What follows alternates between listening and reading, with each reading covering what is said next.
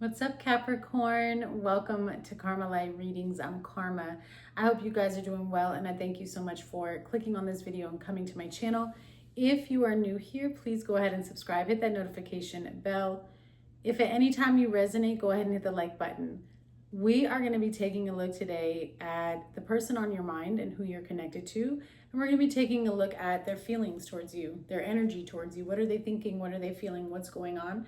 What do you need to know for your highest good? Personal readings are back open and they are available on my Etsy. I also have a monthly newsletter that if you purchase now before September 1st, I will send you both August and September's newsletter. It's $15 each newsletter. You can choose what zodiac. Each newsletter is a PDF. They're about 5 to 6 pages. You get a horoscope, a tarot reading, a channeled message, affirmations, a prayer, as well as a candle ritual for each month. All right, Capricorn, let's get into this and see what's going on.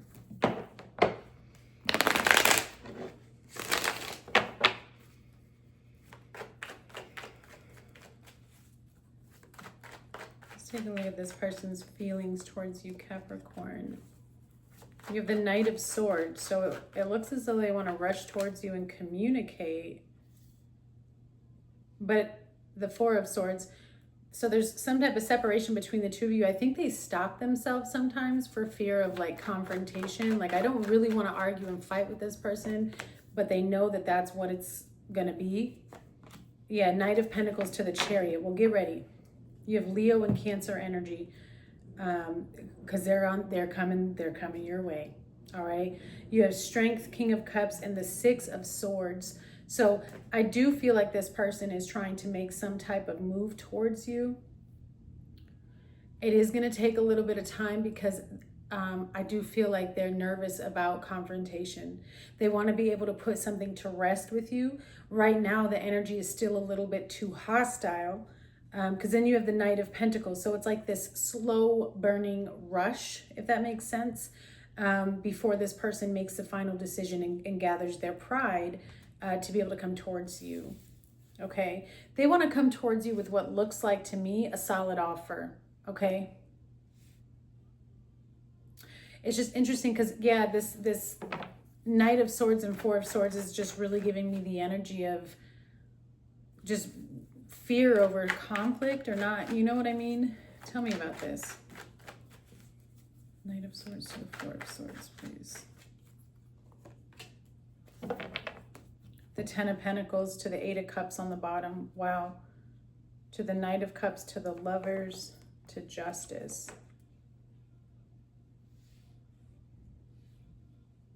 So if you guys are separated from this person, Capricorn, I do get an energy that this person is regretful that there was some type of distance, right? So they want to close that gap. I feel like this person sees some type of future with you. I mean, the Ten of Pentacles, they're worried that they've lost something extremely valuable with you. They could even just be family. You know, it doesn't have to be love. It could be family. It could be friends. But there's this, somebody is very upset and in a high anxiety energy over what has happened and feeling like what they have lost, okay? And they're taking their time.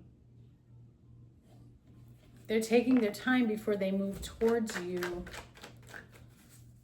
I think because this person is ashamed or shameful, and they've got to get to a point first where they take accountability within themselves. Yeah, Six of Wands. So they're taking a rest before they try to come towards you. What is the Knight of Pentacles in the Chariot for this person's thoughts and feelings towards Capricorn? King of Cups, whew, to the Five of Pentacles. Okay. I mean, I don't know how they're going to be received because on the bottom, it looks like a whole bunch of you saying no. And that's okay. I don't know the story or the situation. I think there's just been too much is what it looks like. It's nothing but lack, loss, lies, manipulation, separation, disappointment, blockages, hidden lies and intentions met with heartbreak. But yet this person is very hopeful that they can come towards you and have some type of success.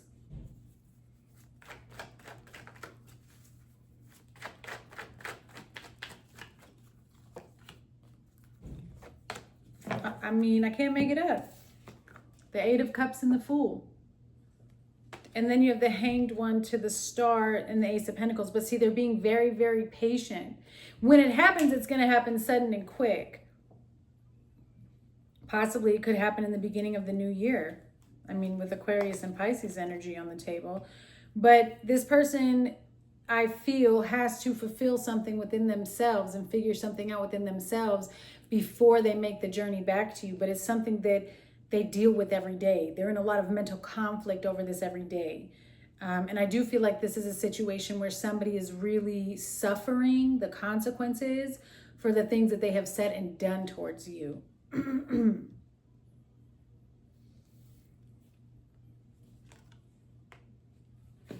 They're hopeful to have some type of new beginning. Because you seem like you're carefree. Like, ooh, no. Yeah, there it is. Strength card to the Ace of Swords. Patience. I mean, this person has to gather the strength to come back around. I do think there's a lot of accountability that somebody is facing within themselves. But they want to come towards you with some type of truth. You have the Ace of Swords, the World, the Tower, and the Six of Swords. It's only a matter of time. And then to the Nine of Pentacles, that's you. Two of Swords to the Three of Swords on the bottom. I just don't know if you're going to be as welcoming as this person wants you to be. And rightfully so. It looks as though this person has done something to you that maybe you can forgive, you just can't forget. You know what I mean?